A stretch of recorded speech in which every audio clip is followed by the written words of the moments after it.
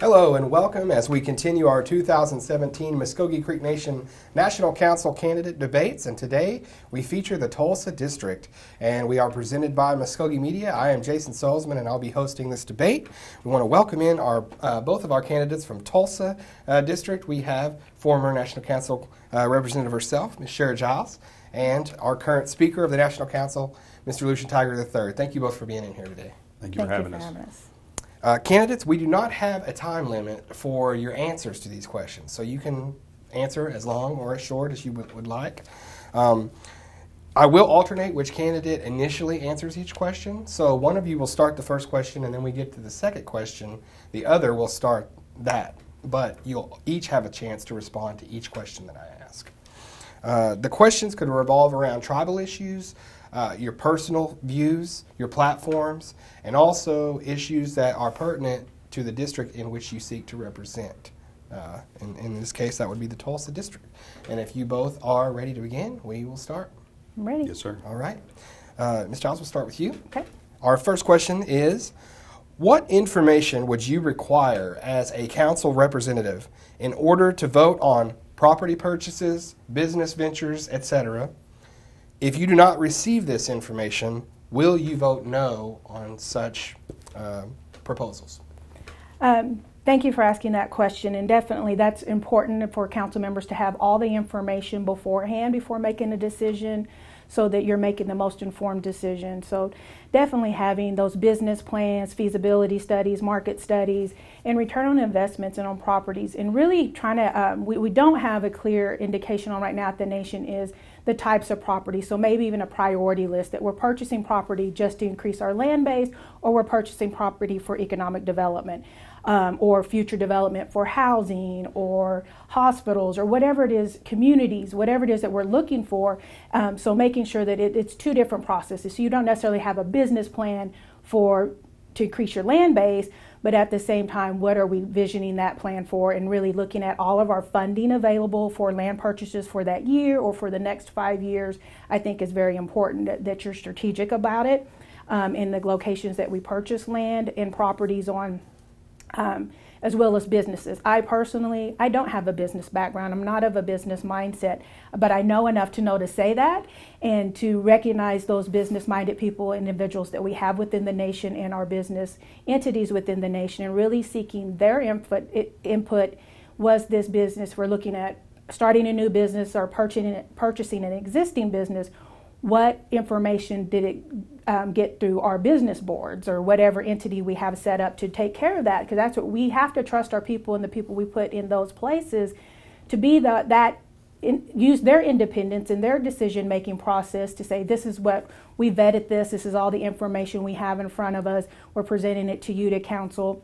And then at the end of the day, yes, if we don't have all the information, I wouldn't say I would vote no, maybe postpone it or table it for a period of time while more information is needed, but to make sure all the questions are asked, because it still may be a good purchase process or business venture, but I wouldn't say no, I'd vote no immediately, but really maybe postpone or look at taking some time to get some more information, having some more meetings. And I think when we look at large purchases, that we really do take our time on those and not present it at the last hour and say, oh, by the way, here, council, we're submitting this to you on Friday, we need you to vote on it tonight or by Monday, to really give council time to review all that information and go through the proper committees and have the questions answered. And if it gets to full council and we don't have all the information, that we can always send it back for more information and for some more time and set another committee meeting date. So I can't say a definite no immediately, just depending on their circumstances, but all the information does need to be there to make an informed decision at the end when if I do decide to vote a yes on a property or business venture. Thank you. Speaker Tiger, do you want me to repeat the question, or Yes, please. Okay, I'll repeat that question. What information would you require as a council representative in order to vote on property purchases, business ventures, etc.? If you do not receive the information that you require, will you vote no? Currently, on the last 3.5 years that I've been on council, been very fortunate because we as representatives are requiring, that you make sure that has a clean deed title, clean title, make sure that it is appraised by an independent appraisal company, because in the past, that's kind of bitten the nation, for overpaying for property that wasn't appraised by an independent appraisal company. Then when you look at the land acquisition part, my opinion is I think the nation needs to own all the property that we can, especially between Okmulgee and Tulsa, because land, is a very valuable asset, and that's part of your sovereignty, your language and your land. Without your land and without your language, you don't have any sovereignty. So I am very much in favor of purchasing all the land that the nation can afford to purchase. And also, if it's for economic development purposes, I've been very fortunate to have a good business background that, you definitely want to do a feasibility study for that reason, because again, it goes back to we've purchased things in the past as a nation that were not successful, and we've always seemed to buy businesses that are not doing well. That's not a good plan in my opinion. Again, I would just soon buy something that's in the black as versus in the red. Because then you know what you're getting as soon as you get it. You're not going to have to guess how much you're going to lose for the first 2 or 3 years. So with that answer, with that question, I would not vote no. I would suggest it go through committee. If we didn't have all the information in committee, I would ask that we have that by the time it's regular session to be voted on. And if we don't have all that information at the time of regular session, then yes, I would vote to postpone that or vote no. Thank you, sir. Next question, and we'll start with you this time. Yes, sir. Is there any specific legislation you have in mind to propose if you are elected? Yes, but it's already been addressed in one of your previous debates. But I'm going to go ahead and just kind of add some information to that. Riverwalk. Riverwalk at the time, we purchased it at that point in time. Was it a good buy? Maybe yes, maybe no. Is it getting better at bringing revenue to the nation? Still, it's in limbo whether it is or is not. But at the time, it was purchased in 2012 for $14,785,000 total. Okay, that was for that. But there also was a goodwill gesture given to the city of Jinx for $1.135 million, or 1.12 basically. And with that being said, since then we've added Flying T to the Riverwalk property, as an anchor, which the Flying T, it's a very good business concept, but it doesn't benefit the nation in the fact that we're getting $66,200 a month in rent from the Flying T, but our monthly payment's $91,000 a month. So we're having to get into debt retirement to offset the payment difference. And Riverwalk as a whole is basically 95% capacity.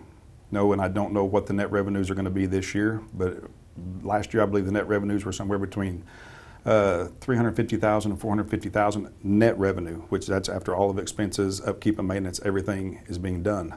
So I would think that now would probably be a very good time to sell, in my opinion, to step up and try to sell Riverwalk for as much as we could possibly get, because we bought it at what we thought was a good price, but it needed a lot of work. Yep. Because there was $3.3 million for upkeep and maintenance that was put in there, and there's also been one fire has dealt more of their monies into the Riverwalk facility, and that's not what One Fire was intended for. One Fire is to bring in business to the nation, and we as council just kind of pushed that on them and asked them to please get it up and get it going, which they have done a really good job at that. So that's what I would do. I would definitely like to see Riverwalk up on the market for sale. Ms. Giles, same question for you. Would you like me to repeat that again? No. Okay. Legislatively, there's quite a few things I actually have envisioned as if elected as Tulsa District Representative. And it's some of those things that we have had pending and looming for years across the nation, never actively took a stance on. And that's our elder services, one area for me that I really want us to look at. If you look at the current tribal code, elder services was really meant to set up to be a department and entity of its own kind, really to set up the full gamut range of services for our elders. Elders at the nation are 55 and older. We have talked about nursing home care, assisted living for years. And I always like the saying, you plan to live, you need to plan to die also. And not that elders are the only ones that pass away, but a funeral home in that aspect as well, that we're looking at the full range of life from birth to grave, that we will provide those services as a nation to our people. So really updating the code when we look at elder services, really put forth some effort and a strategic plan to look at a nursing home, assisted living. We have our independent living units here currently, but also realizing the federal government's not giving us additional funding for those things in those areas, as well as there's limited funding out there, but there is funding out there for some new construction and new services in that realm. So I really would like us to say that we as a nation, we're going to put forth this effort. We'll have places that our elders can go and live a good quality of life, get the foods they want, hear the languages, hear the songs on a consistent daily basis, that we're taking care of our own. We live in a time, unfortunately, where a lot of working adults aren't able to not work and take care of their aging parents at home. So it's been a difficult time, and we do the best we can through our caregiver services. But really, why don't we as a nation wrap our arms around our elders and say, look, you're our community, you're our village, and what do we need to do to take care of you? And having that place and home for them, whether it's services in their home or in a nursing home situation or assisted living situation. We have so many elders that's what they want, to maintain as much as their independence as possible. But what can we as a nation help do to help fund that and help keep our elders either in their home or in a place that's comfortable, that we know that they're getting good quality care. Secondly is mental health care. We've talked about this for years, and once again, in knowing the statistics across the state, we can just look around. We don't have good statistics and research at the nation, and that's another thing I'll get to, but quality mental health care. When we look at what services we provide, we're very limited. We have great behavioral health services, but we're still limited when we look at inpatient, either rehab or either in substance abuse or just mental health services or dual diagnoses. And at some point, really as a nation, saying, you know what, we have to help heal our people. We know historically and historical trauma is carried in our DNA. And then all the other things that happen in our daily lives, that's added stress and added influence into the environment and where we're at.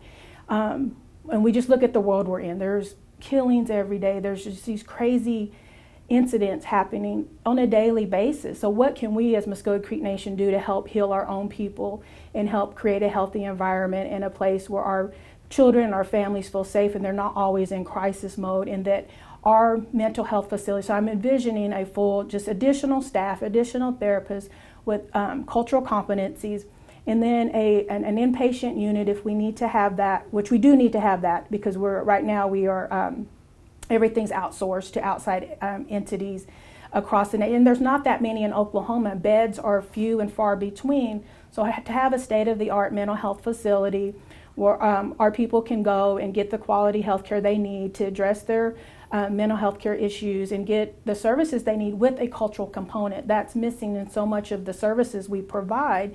So whether that's just hymn singing, whether that's taking the residents there on outings to our stomp dances or to our churches, or having the language spoken, or even sweats. We see more and more groups doing sweats as part of our healing process, so having that a part of our mental healing process as well, that's truly unique and indigenous to the Mvskoke people. So I think that's important. Again, it takes a lot of planning, a lot of funding, so I can't come and say, oh, I have this great plan, I already have it written. I have a starting point, and that starting point is just creating that conversation between health, between social services, juvenile justice, child welfare, reintegration, all of these programs, bringing them all together and say, what do we really need to help our people live healthier, quality of life. To me, quality of life is so important. And how do we help heal our people? We hear every day and we see the world around us, hurt people, healing people, heal people. So if we can help heal our tribe and heal our community and heal our people, then those people will be more productive and ideally giving back and just creating that 3- or 4-fold. So those are two big areas that are important to me. Going back to what I said, that we need good quality research. So that's a third area that I would want to look at, is that we do set up a true research department with statisticians, with researchers that are going out, because every day we create plans and we do some limited strategic planning as a nation as a whole, but we don't do it consistently. We don't say, here's our plan for the year, here's our plan for the next 5 years, and we stick to it. And we don't publicize it to all of our people and saying, okay, in the next year we're going to have this mental health facility. In the next 5 years we're going to have nursing home care. In the next 3 years we're going to have a domestic violence shelter, any of those things. Because this is what our people want. A new administration comes in, they come with their new ideas. Okay, this is what they're trying to get done in 4 years. And that's really how things are looked at here at the nation, versus saying, what does our people want? And this has to last through many administrations, and we have to stay focused on that. And as council representatives and as administrations, that we are accountable to our people and to that plan. So I would really like us to see us put some funding aside and have it be an administrative function, but say, okay, here's our research department. They're going out and getting that information from our citizens, getting out, seeing what the citizens really want, really need, and giving us good numbers. We try to abstract numbers from information that is out there through census, through surveys and studies. We don't have a good institutional review board right now. I know Health has done some and participated in some through their health clinics. And so it's kind of been hit and miss if somebody's going to do true research for the nation, but then that becomes property of the nation. So I think that's important when we look at what's needed for our nation. And I know we have our planning department and GIS department that are trying to extract that information. Just keep working, bringing all that information together, because we have the foundational points for it, but how do we make it active and interactive for our citizens to fully be in part and be engaged with that, so we can say this is the true picture of Mvskoke Creek Nation. This is the economic factors. This is where people live. This is their educational level. And these are the top 10 things that they want to see done in their communities. And I'm taking what I envision as the top 2 for myself, just based on what I've seen working for the nation and being around the nation since the age of 24 when I previously served on tribal council.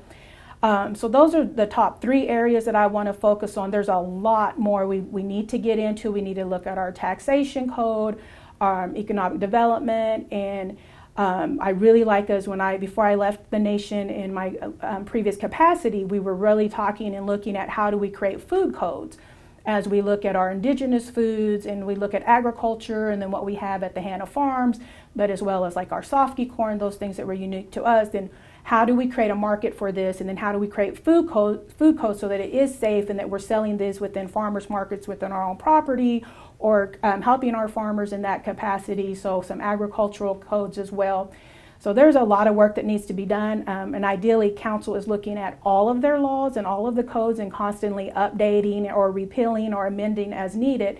So that would be that constant work in progress too. I've always thought if I had enough time, I would sit there and go through code and trying to get those updated, or saying, are we even following this code as it was written? And we catch them sometimes later, but to actively be doing that, and I think that's what a full-time council is charged to do at this point.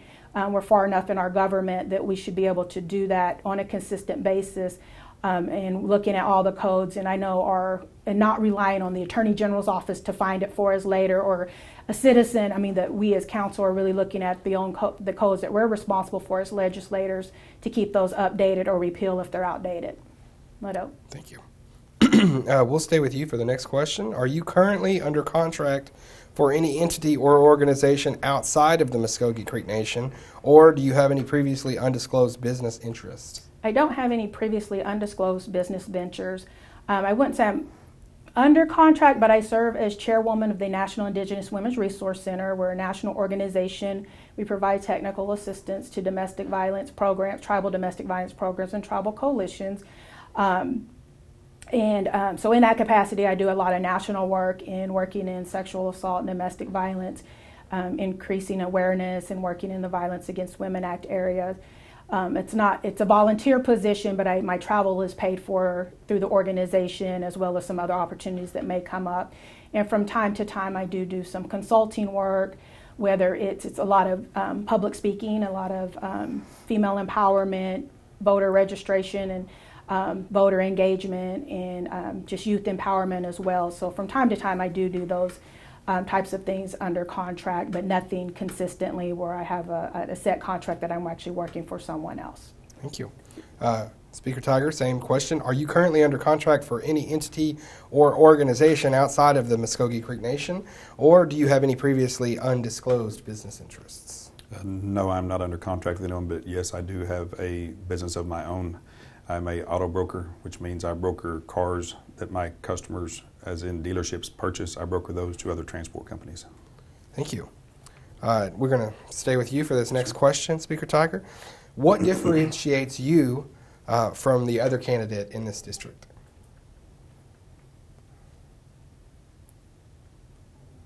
I would say that we probably have different viewpoints on certain things.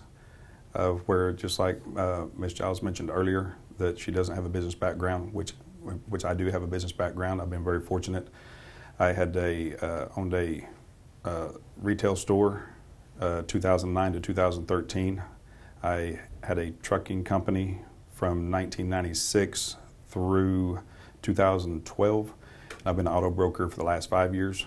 So I look more at the business side of the nation, what I can do to help promote better economic development, how we can make business that we already have work. You know, so it's, again, like if you do make a purchase, such as, again, let's back up to Riverwalk, it's not working out, it's okay to sell it. You know, it doesn't mean you have to keep it and keep throwing money at it. Throwing money at something that's broken isn't going to always fix it. Sometimes it may help, it may alleviate the pain for a while, but it's still not going to make money. You know, we had the same issue with the country club. You know, it's something else that we threw a lot of money into, and it just wasn't going to be profitable. You know, golf course is not going to be profitable, and it's something that, you know, in my opinion, I'm not afraid to stand up and say, you know, from a business standpoint, this doesn't work. You know, and I'll go back to the flying T.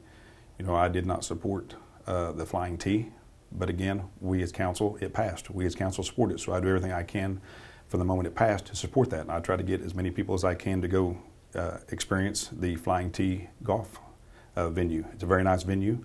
People do enjoy it when they go there, but it's just not something I support, and I don't think it's profitable for the nation. So that would be my answer for that. Mr. Giles, to you, what differentiates you from the other candidate in this district? I think my experience and background, I previously served on over 10 years on the tribal council, serving in just about I've served in, the committees have changed over the years, but I've served on every committee that we've had established since I originally was elected, served as second speaker briefly, as well as chaired every committee that I served on. And then later on took a position with the administration in the executive branch. So having that side, and it really was an eye-opener to go from being a legislator for over 10 years to being in executive capacity for a little over 3 years, to really seeing what the different viewpoints were and how the processes were when you think. And people don't realize it until you're actually served in both positions, how different they are. So having that background and experience, as well as my educational experience, I have a master's degree in social work. So my heart's always been in trying to help and serve the people to the best of my ability. I know for me, that's what's driven me to be here, to work for the nation, was the nation had helped me so much with my education and schooling, with my mom's housing at the time, as well as the opportunities that I was awarded while I was in college. I actually received some funding to actually attend a big social work conference in New York. And I just kept thinking, well, how can I give back to my nation? And this was one capacity to be able to do that in. And being a student of our nation, I'm Mvskoke through and through. And I love everything Mvskoke. I love everything about our food, our culture, our people. And for a long time, it didn't dawn on me that people sometimes see me as different because I grew up in Tulsa, and I was a city Indian. I didn't know what that was because I grew up in Tulsa. That's where I was from. But my family was from Cromwell, and I spent every summer there. And I'm like, but my family's from, most of my Mvskoke Creek family are from this small country town, and my grandma doesn't have central heat and air, and we don't have a phone, and we don't have cable. So I felt like I know that world too. And I always was always trying to understand that, like, how is it so different in Tulsa and so different in Cromwell? And at the same time, listening to my mom tell stories of how they had to use the outhouse. And growing up, that I was thinking of Little House on the Prairie, the 1800s or, the early 1900s. And I'm like, this was 1950 that she didn't have running water in her house. And, and it wasn't probably until the late 60s that they had running water or active electricity. So just trying to understand our Mvskoke people from all the facets that they live in and all the worlds that they live in has really driven me to say, okay, what can I do as a Mvskoke person that is in a convenient location to the nation, to the headquarters. Most people know my daughter has Down syndrome, and when she was born, people would say, well, what does your nation do? What does Creek Nation provide for her? And at the time, there's nothing. And still currently, there's really nothing that the nation provides for direct services for her. So how does she, as a Mvskoke woman, fit into our nation? And she's a Mvskoke voter. So how does she, as a voter, how are we attracting to her and saying, okay, what do you need out of your nation? So I think that's what makes me unique, is that I've taken my life experience and my world experience and trying to look at it from every Mvskoke perspective. And and really see what is the needs of our people, and how do we reach our people, and how are we Mvskoke, not just in Okmulgee, Oklahoma. And when I worked here for the nation, that was one thing I really worked towards, was decentralizing services, because services need to be where our people were. And we worked really hard to say we're not 8 through 5, Monday through Friday. The areas we worked in social services, child welfare, domestic violence, we're 24/7. And we had to adjust our times to that, and we had to adjust how we provided services. So I do want us to look at that again from a nation. We're a nation. We're an indigenous people first and foremost. And then we're a governmental agency. Because if the United States say we're not recognizing you as tribes anymore, and with this current federal administration, that's very possible. So what do we do as Mvskoke people to say, how do we take care of our people without that recognition, without that status? Who are we as Mvskoke people? And it is our language, it is our culture, it is our traditions, and feeling like I grew up very much in that. How do we get back to that? If you take this governmental building away, you take away our card tags, you take away our voter registration card, you take away our citizenship card, how do you differentiate me as a Mvskoke woman from a non-Mvskoke woman? And that's what I feel like I have to separate myself from any candidate or from any one individual, but I am as a Mvskoke woman first and foremost. I always say that. There were 2 things I knew I was going to be when my parents first met. I was going to be Cherokee and Mvskoke, because that's what my parents were. And then I was born a female. So I pride myself on that. And the rest of my life was based upon life factors and life circumstances. And so I try to take that and put that experience back into all Mvskoke people. What's their story? What's their origination story? What do they need from us as a nation, as a governmental entity? What can we do to help make their lives better? So I think that's what makes me unique, is our world experience, and then just having a lot of experience. No, I don't have a business background, so I'm very aware of that, being aware of that, and saying, who are those brilliant business-minded Mvskoke people around us? There are tons around us, and how do we trust them and put in trust in them, and how do we make them accountable to our nation and to our people when we put them in positions to make business decisions?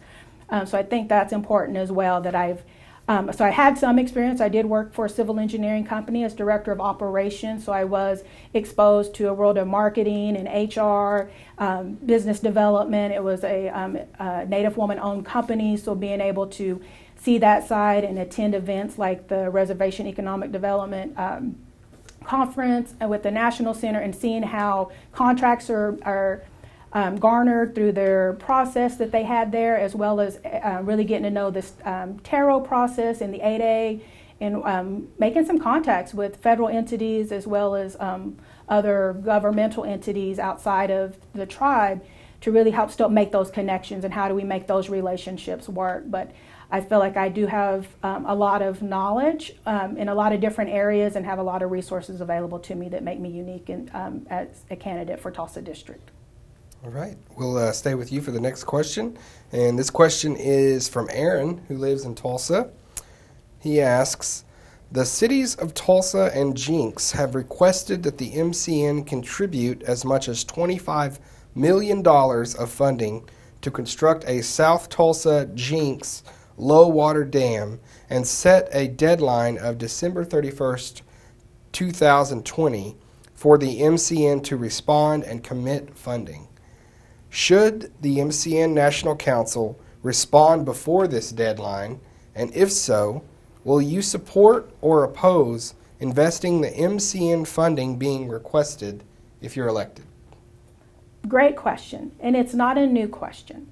We knew years ago with the Vision 2025 what the initial impact was going to be. And I say that we as a nation because I was serving on tribal council, we started looking at then how does Creek Nation invest, and how does Creek Nation a part of this Vision 2025. And we knew with our property at the Mackey Sandbar side in Tulsa on Riverside, what does this do to us? And at the time there was some initial talk and development. Of course, we purchased the other property across from the Mackey Sandbar side as well, in anticipation of that low water dam that we eventually could run ferries over, or boats, that we could create some other economic development out of that process. This is what gets to me was, then where did the ball drop? Then at what point did we say, this isn't going to happen, or this isn't going to come to fruition, or that we need to put this money aside because this low water dam is going to come, and how do we become a good partner in this? I can't say for certain I'd vote yes or no. I don't know the time frame. There's got to be a lot of economic impact studies done on that. Where would we find the money? How can we make it out payments over time? Is that feasible? What's expected of us? And I think there's job opportunity out if we created it ourselves. Do we have somebody that's already in this business? What are the taxation things that can go along with that, as well as what are our rights to that water anyway? And the mineral rights, we've always discussed these things, and those are areas that we have never really touched on as a nation, is our water rights and land issue rights as well, because that's inherently, this is all Mvskoke country. That includes the water, that includes the land, that includes the minerals under the ground, all of those things. But I think I want to say I want us to be a good partner, because I do think there could be some economic successes for us out of that, doing a partnership with the city and with the state on that low water dam, knowing we have property on both sides of the river. At the same time, I don't want to take anything away from our citizens. It has to be economically feasible for our nation. Ideally, we would have our business arm strong enough, independent enough, with enough revenue coming in or enough collateral to be able to do this from a business standpoint, versus saying nation's going to take it out of permanent fund, or we're going to set aside so much money for this out of some other source. We cannot take away from our citizens. That's first and foremost. So is there an economic impact that we can say, okay, here's our return on investment through our business entities as well, as an opportunity? So I would think we would need all of that time before responding any sooner. But definitely sit down and start having those conversations, and who knows, speaker may have some insight into that if they're already meeting or have some work groups. And that's just what we need. Is we do need work groups, and we do need participation, and we need to be at the table consistently. And we are at a lot of tables as a nation. We don't always tell that to our citizens, though. And that's the other thing I would want to work on as a part of this process, that yes, we've set up this work group, or we're meeting on Tuesday with the city. We need some more community involvement. We want some more citizen input on this as well. And that would be the other piece of this. If we are going to invest that kind of money, what do our citizens think about that? And what would they like to see done with that? Once we were able to provide them with all the information, we'd have to get all the information then provided to all of them and say, okay, it's your money. At the end of the day, it's your money, wherever we get it from a business standpoint, from our own resources, our own reserves, but it's your money. What would you want us to do with it? So that's my long but short answer. But, thank you. Speaker Tiger, same question, and I'll just sort of shorten it a little bit. Should the MCN National Council respond before the December 31st, 2020 deadline? And if so, would you support or oppose investing MCN funding that is being requested, in this case $25 million, for the low water dam, if you were elected? So my response to the first part of that question is no, we should not respond by any given deadline, because why should we give a response to someone when it's already been given? Right. I've had the pleasure of some council representatives and myself met with former Mayor Dewey Bartlett, and we've also met with current Mayor G.T. Bynum. Am I good? We've also met with current Mayor G.T. Bynum.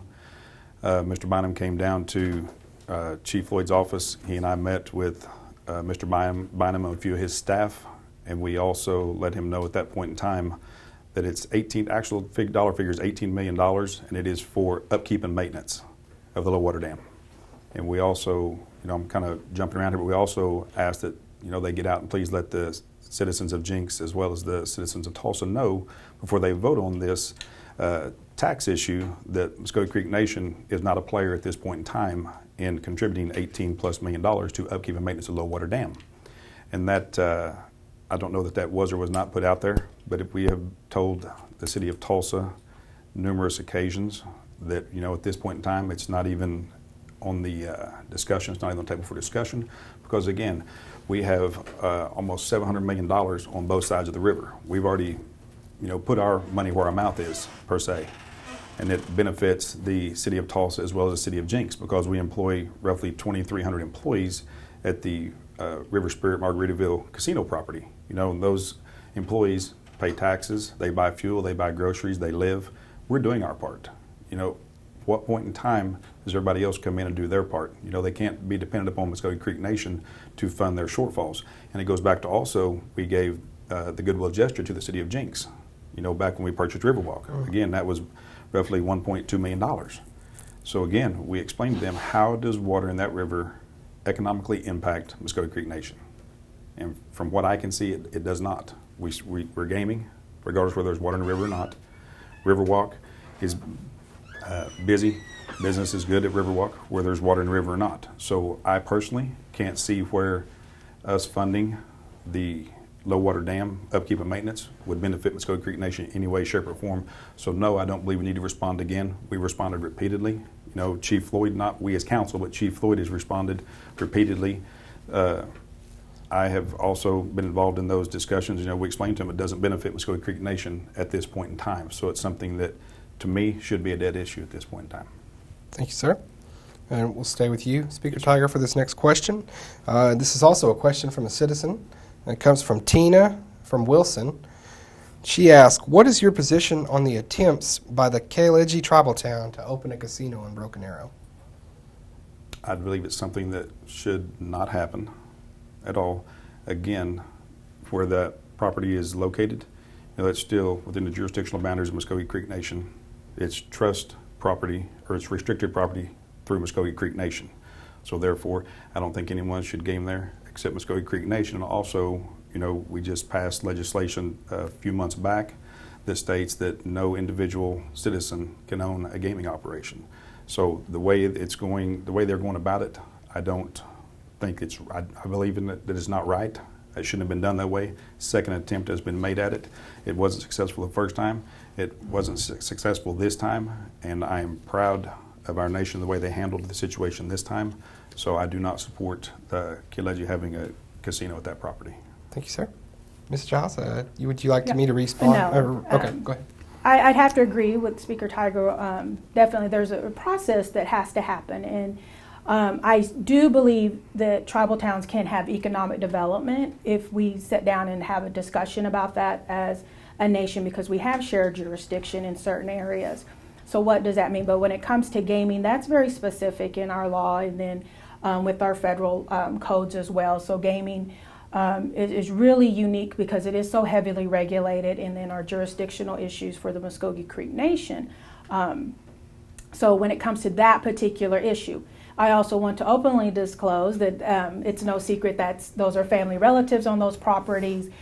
So I would always have to abstain myself from anything that, if it came down to a vote or something in that capacity, so that it's not a secret, it's not something that's unknown, or somebody's trying to think I was getting away with something or something. So I've always made that publicly known when the first attempt was made there in Broken Arrow, and now the second attempt as well. But I do believe tribal towns should have the opportunity to create economic development for their citizens as well that are still citizens of the Mvskoke Creek Nation. We get caught up sometimes, and I'm going to kind of go sidetrack just a little bit here, because we get caught up sometimes in the haves and have-nots.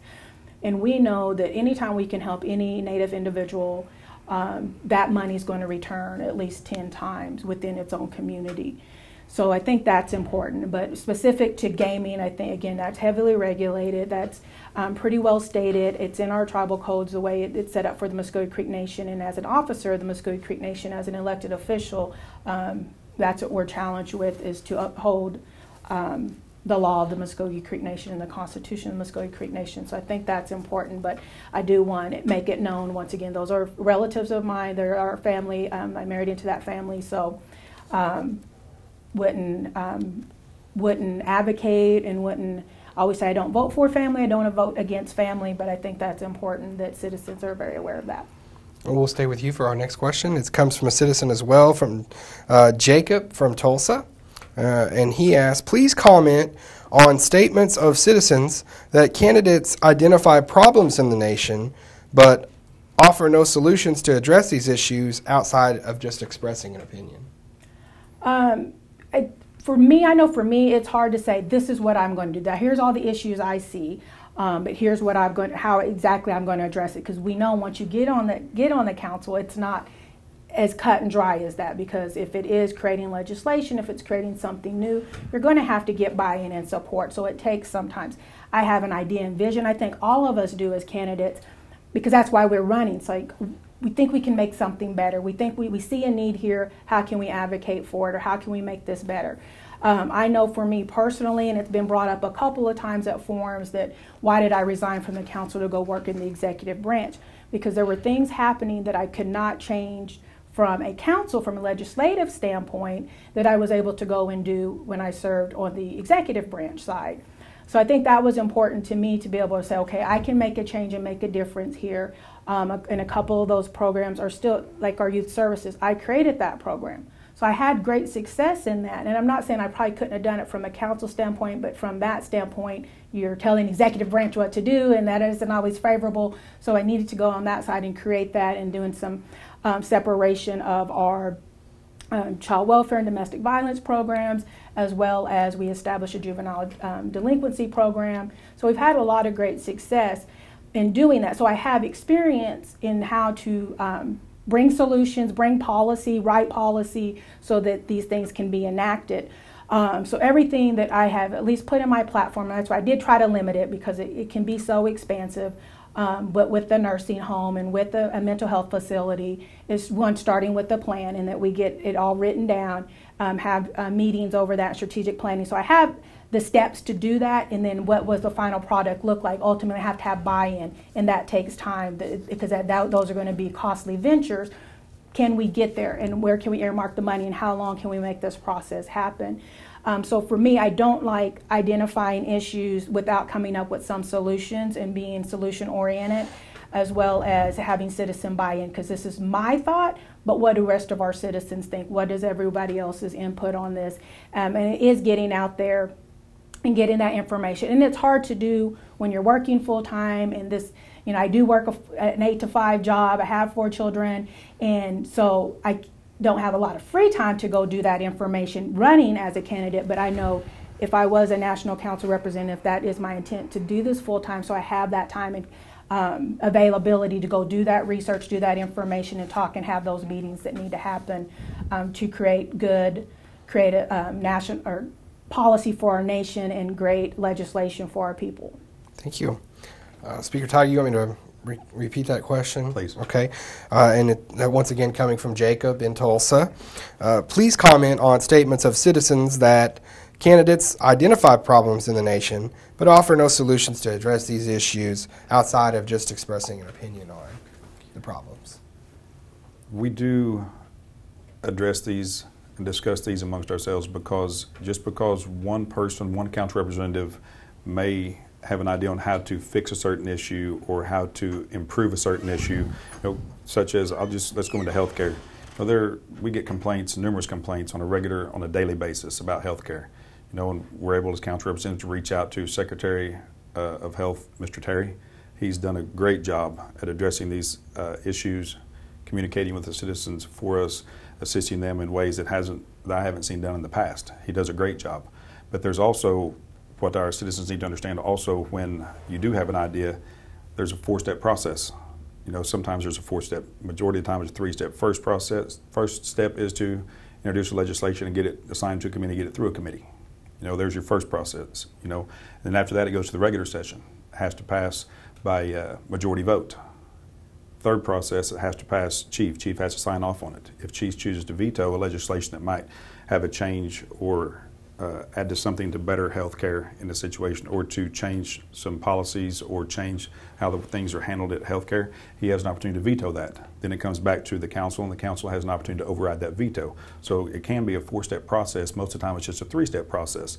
But there's a lot of issues that we discuss internally that we also discuss with the secretaries of these different departments, such as housing. Housing is another one that we get complaints on constantly. And it's just hard for an individual council representative, you don't want to step over that line. You don't want to cross the administrative line, because we are separation of powers. We can discuss and give our ideas to chief. We can discuss and give our ideas to the secretaries. They don't have to follow up on these ideas. So it's not that we as representatives, current and past representatives, it's not that they don't follow up on those ideas. It's just they may not be made public. They may not hear it. The discussions are behind closed doors. Because we definitely hear the same problems once you are elected. If you are elected, you still hear the same complaints, have the same issues that you deal with on a regular basis. Like I say, it's the relationships again that you build with the secretaries of these different departments. And the better your relationship is, the more apt they are to listen to you, because nobody likes to be told what to do. We hear all the time on a daily basis, how bad the situation is at Okemah, how bad the situation is at the clinic in Spalpa. But if you're able to reach out to the Secretary of Health and visit with him about those issues, majority of the time he's able to address those issues to where hopefully they won't happen again, or if they do happen again, he sees it, he catches it, and he addresses the situation. So those instances are definitely discussed, but most of the time it's behind closed doors, and hopefully they can see the differences that are made through those discussions. Thank you, sir. And Speaker Tiger, we'll start with you with our last question of the day. Then we'll let you guys get out of here. This question comes from the Mvskoke Nation Youth Council. Part of your job as legislators is overseeing and approving the budget for the Mvskoke Creek Nation. Have you taken any classes on budgeting, or what experience do you bring to the table for budgeting purposes? For example, have you managed budgets before other than your personal one? Yes. No, I have not taken a budgeting class, but yes, I have overseen budgets. I refer back again to I've been self-employed for 22 years this year. When I had my trucking company, you had to budget for annual fuel use, insurance for your trucks, truck payments, driver salary, upkeep and maintenance. You always had to make sure your cash flow is coming in. Just because you may get $1 million the first quarter in cash doesn't mean that's all profit and you go blow it. No, you have to set that aside. You always set money aside to make sure that you can pay for anything that might happen, especially any kind of business. The nation is a business. There's no telling what's going to happen. Let's back up to health. When we had that deficit, we had to be able to address it. We had to be able to deal with it. And we as council, as well as administration, I believe did a great job on how we funded that shortfall. The interest rate was very good, especially for the dollar amount that we did have to use. And it's something like that again, I think that I was able to think about that, and if I would have had to vote on that, I would have voted yes to support that, because the nation did need it. It was a good interest rate, and it was something the nation could afford through debt retirement to pay back. So again, yes, I do have to deal with budgets. I still deal with budgets, even though I don't own the trucks. I still budget my expense money out first, so yes. Thank you, sir. Mr. Giles, we're going to finish up with you. You want me to repeat the question? No, okay. I thank the Youth Council for presenting that question. As I mentioned earlier, when established that program, our Youth Services Program, that was one of our top things. One, we would never create policy, goals, and objectives without the input of the youth. And so the program is really set up and ran essentially by them dictating this is what we need, this is what we want. And that was one of the top priorities, was we created, established our Youth Council out of that. So I'm glad they're active in every facet of our government. Youth is set up from age 12 to 24. So at age 18, they could be running for office, and they are creating policies for their youth council. Is really, and really should be telling us as national council representatives and legislators, this is what we need for our youth in our area. So I'm glad to see that they're actively participating in our governmental process and election process. And it's a great question on budgeting. Of course, previously serving on tribal council for over 10 years, overseeing all the tribal budgets. Serving as chair of every committee, so I've had more in-depth and more work just in every program of the nation, having going through all of those program budgets. Previously, before that, of course, had my master's degrees in social work with a concentration in administration. So I did actually have a class on budgeting, because we were tasked to set up our own nonprofits and create a budget and run a budget from there.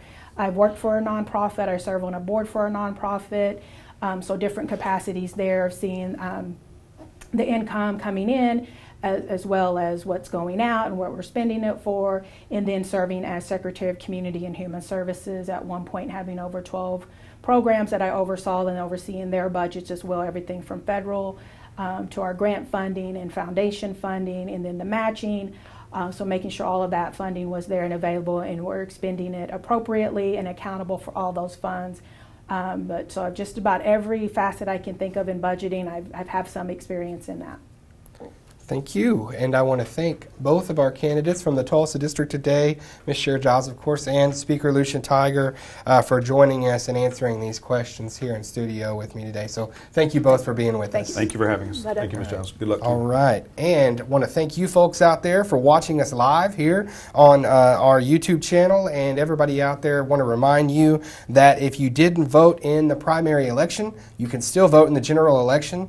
Does not disqualify you from the general election if you didn't vote in the primary, although we want you to vote in the primary for sure. But the deadline to register as an absentee voter has passed, but you can still register as a precinct voter. And the deadline to register as a precinct voter is October 25th. Of course, the general election will be on November 4th. So we're getting closer and closer to that day. All our debates are now complete, and you can watch them on our website and our online channel on the YouTube page. We have also invited the winners of the McIntosh, Mvskoke, Wagner, Rogers, and Mays districts, respectively, to participate to elaborate on their goals and plans for their upcoming council term. Stay tuned to MvskokeMedia.com and our social media sites, Facebook, Twitter, Instagram. We're even on Snapchat. We're reaching out to everybody out there, giving you as much election coverage, as much election information as you've ever gotten as a citizen of the Mvskoke Creek Nation, and we're very proud to provide that, and we will continue to do so right up until November 4th. And we want to thank, once again, one last time, Ms. Giles and Speaker Tiger for coming in today. I'm Jason Salzman. This has been the Tulsa District Debate in our 2017 Mvskoke Creek National Council candidate debates here at Mvskoke Media. Mado.